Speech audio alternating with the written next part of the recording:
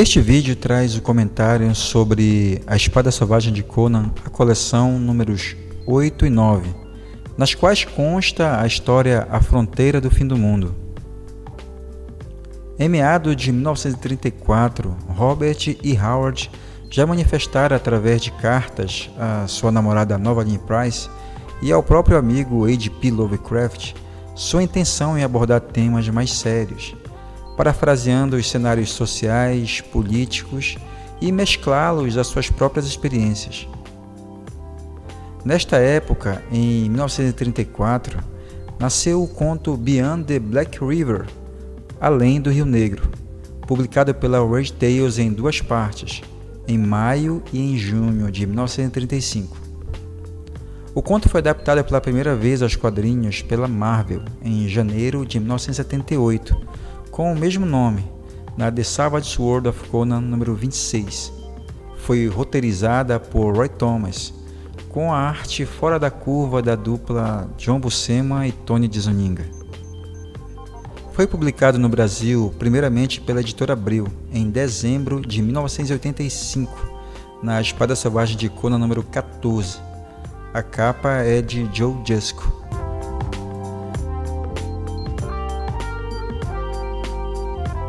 Naquela oportunidade, a história foi renomeada para A Fronteira do Fim do Mundo. Mais recentemente, a história foi incluída pela editora Mitos em um compilado chamado Conan o Libertador, sequenciando histórias do bárbaro até o momento em que se torna rei da Aquilônia.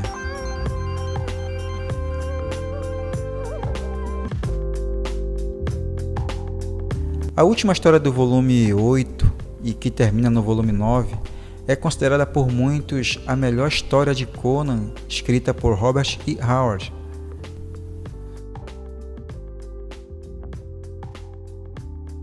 Sobre o conto, certa vez Howard escreveu para August Derleth, editor de Lovecraft, dizendo: "Eu queria ver se conseguiria escrever um conto de Conan sem o apelo sexual."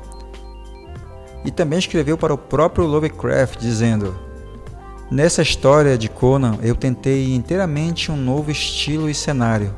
Abandonei as configurações exóticas, as cidades perdidas, as civilizações decadentes, cúpulas douradas, palácios de mármore, dançarinas vestidas de seda, etc. E joguei minha história contra um cenário de florestas e rios, cabanas e troncos, postos fronteiriços avançados, colonos vestidos de camuça e membros de tribos pintadas." Ainda para sua namorada Novaline Price, ele escreve: "Eu vendi o conto então para Wright há alguns meses. Estou surpreso por ele ter aceitado. É diferente dos meus outros contos de Conan, sem sexo, apenas homem lutando contra a selvageria e bestialidade prestes a engolfá-los. Está cheio de pequenas coisas importantes da civilização, pequenas coisas que fazem os homens pensarem que vale a pena viver e morrer pela civilização." Novaline Price escreveu no seu diário que ele estava animado com isso porque era sobre este país e ele vendeu. Ele tinha um afinco para escrever sobre este país, não sobre um simples vaqueiro ou um tiroteio no oeste selvagem, embora Deus soubesse que esse país estava repleto de contos como aqueles esperando para serem escritos. Mas em seu coração ele queria dizer muito mais. Ele queria contar a história simples desse país e as dificuldades que os colonos haviam sofrido, confrontando com o amedrontado povo semibárbaro, os índios, que tentavam se apegar a um modo de vida e a um país que amavam. Na história, o poderoso reino da Aquilônia quer expandir seu território, e com isso avança rumo às terras píctas, passando inclusive por regiões perigosas e estabelecendo um forte nas terras selvagens além do Rio Negro.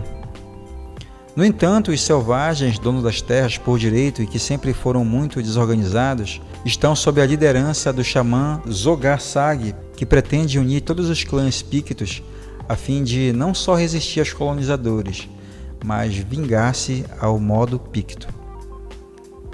Conan está neste território, trabalhando como um mercenário a serviço dos aquilonianos, que estão sendo massacrados aos poucos pelos selvagens, e cujo pedido de ajuda ao rei de Aquilônia para que mande reforços nunca é atendido.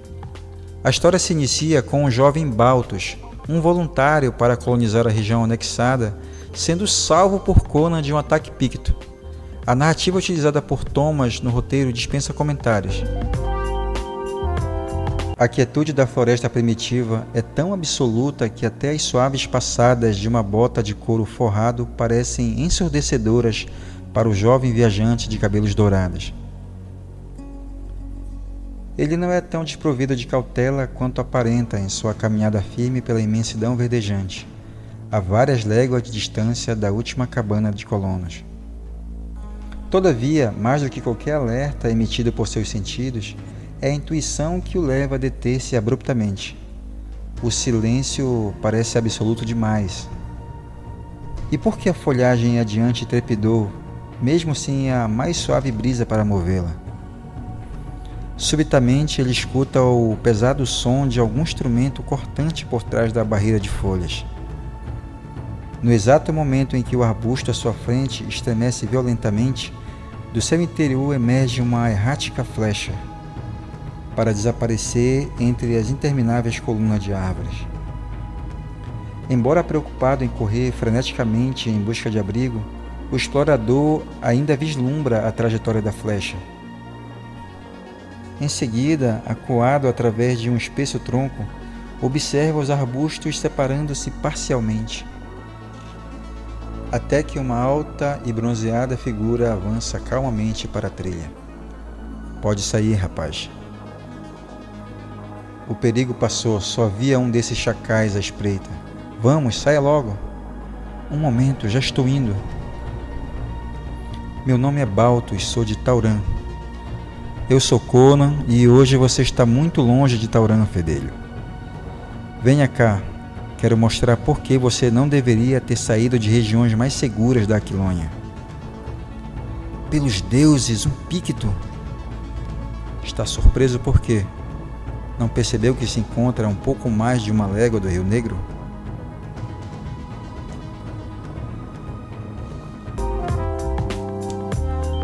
Os diálogos entre os dois contextualizam a tensa situação causada por esta tentativa de colonização.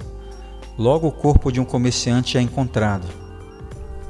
Ao investigarem mata adentro, deixando o corpo para trás, retornam e constatam que o cadáver foi decapitado. Um sinal claro de que o xamã Zorarsag está envolvido, uma vez que isto se tornou frequente desde o começo da atuação do líder picto na região. Conan resolve voltar ao forte Tusselan, levando o cadáver decapitado e Baltus. O oficial aquiloniano relata a recusa de ajuda por parte do rei para os colonizadores que estão cada vez mais isolados e acuados pelos selvagens pictos que os estão matando lentamente. Conan é designado pelo oficial Valanos em um plano para capturar Zorarsag e Baltus se oferece para participar. Um destacamento é fornecido ao bárbaro e ele parte para a floresta, adentrando ainda mais no território selvagem. Um ataque picto desestabiliza a expedição e homens são mortos ou capturados, como Baltus, que finalmente se certifica quem são os decapitadores dos aquilonianos e conhece Zorarsag. O feiticeiro tem um encanto sobre animais selvagens e usa isso como arma, algo que logo Baltus também conhecerá.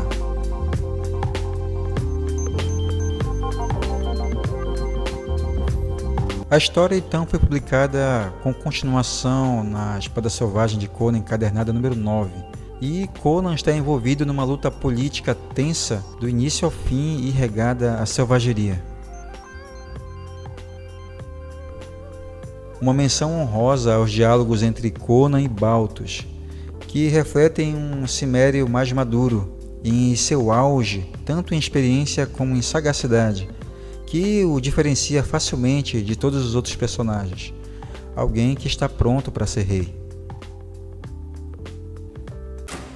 Na verdade, os Pictos já tentaram essa estratégia tempos atrás e fracassaram, só que dessa vez contam com fileiras numerosas o bastante para repetir e coroar essa investida com um massacre.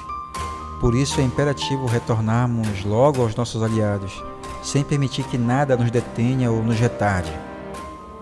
nem mesmo uma pausa para comer, eu presumo. Temos rações de sobra no Forte Tuscelan. Chegamos, é neste ponto que podemos atravessar o rio. Conan, como vamos saber se os Pictos já não atravessaram agora e espreitam a mata, prontos para nos emboscar?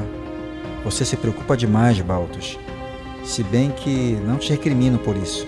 O problema é que não temos nenhuma escolha. Estamos a cerca de 2 ou 3 léguas da aldeia Gwauela, então... Ossos de Kron! Pictos desgraçados! Conan se move com tamanha velocidade que sua disparada mal chega a ser vista por Baltos, muito menos os reflexos prateados de sua espada. No instante seguinte, porém, o tauraniano escuta um clamor agonizante e sabe que o Cimério encontrou o arqueiro escondido. Embora também tenha se deparado com uma dezena de guerreiros. Entretanto, a vantagem numérica dos nativos é rapidamente reduzida pelo bárbaro, antes mesmo que o jovem mateiro possa correr em seu auxílio. Conan, você precisa da minha... É exatamente o momento súbito de Baltos que o salva por um tris de um mortífero machado. Mitra! Em instantes seguintes, o assustado jovem chega a se indagar qual dos nativos teria arremessado a arma. Mas a resposta se manifesta imediatamente na forma de um guerreiro, que, brandindo uma faca, salta sobre Baltos. Dotado de músculos resistentes como aço, o Picto lembra uma fera selvagem, quando ele e o tauraniano rolam engalfinhados pelo solo. Em seguida, antes de ser vitimado pela afiada lâmina do Picto, é Baltos quem primeiro atinge o oponente com seu machado. E um selvagem corpo desfalecido, com a cabeça rachada ao meio, é impelido para o alto por uma bota civilizada. Então o jovem mateiro volta o olhar enfurecido para o seu companheiro, presumindo que o encontrará completamente assolado por inimigos. Conan? É nesse momento que, pela primeira vez, Baltos tem a mais clara noção da força e fúria do Cimério quando se entrega à febre da guerra. Para o assombro do tauraniano, a longa e implacável lâmina de Conan parte ao meio nada menos do que 2 agressores com um só golpe, para cravar-se momentos após no diafragma de um terceiro Picto. Outro selvagem, mais astuto que seus 3 aliados mortos, empunha 2 flechas e tenta apanhar rapidamente seu arco tombado. Todavia, antes que tenha chance de posicionar a primeira flecha, uma espada tingida de sangue sibila instantaneamente pelo ar, até perfurar desde o abdômen até a coluna do nativo. Ainda restam 2 guerreiros, que avançam lado a lado contra o bárbaro. Desarmado, enfim, o gigante de bronze parece uma presa prestes a ser abatida. A fronteira do fim do mundo é o atestado definitivo que os contos de Howard para Conan não eram meramente aventurescos e apontavam para uma discussão muito mais profunda do que puramente o entretenimento. Era o auge de Robert Evan Howard. O que mais o escritor teria produzido nos anos seguintes se não tivesse morrido? A história não parece ter a pretensão maniqueísta, uma vez que a ótica do bárbaro mercenário sobre a invasão é comparada também a outra invasão aquiloniana, aqui mencionada, o Cerco de Venário, dessa vez em sua terra natal, onde ele mesmo lutara contra os invasores. Naquela oportunidade, os cimérios bárbaros lutaram pelo seu território, e desta vez eram os Pictos, também bárbaros, e que Conan sabia muito bem do que seriam capazes para expulsarem os invasores. Howard estava feliz por ter escrito Além do Rio Negro, e algo me diz que ele também ficaria de ler sua história adaptada aos quadrinhos por Thomas Buscema e de Zuniga, um trabalho primoroso que respeita a essência do conto e que está afirmado na Antologia dos Quadrinhos Mundiais, uma história inesquecível de Conan e que eleva Howard a outro patamar literário.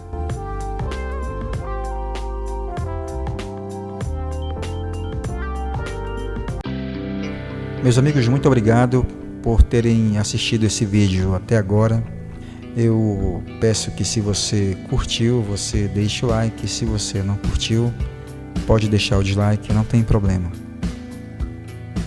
Seguimos adiante fazendo as resenhas da Espada Selvagem de Conan, a coleção, ao mesmo tempo em que também estamos agora com as nossas lives toda semana e contamos com a presença de vocês. Eu agradeço muito, valeu, tchau!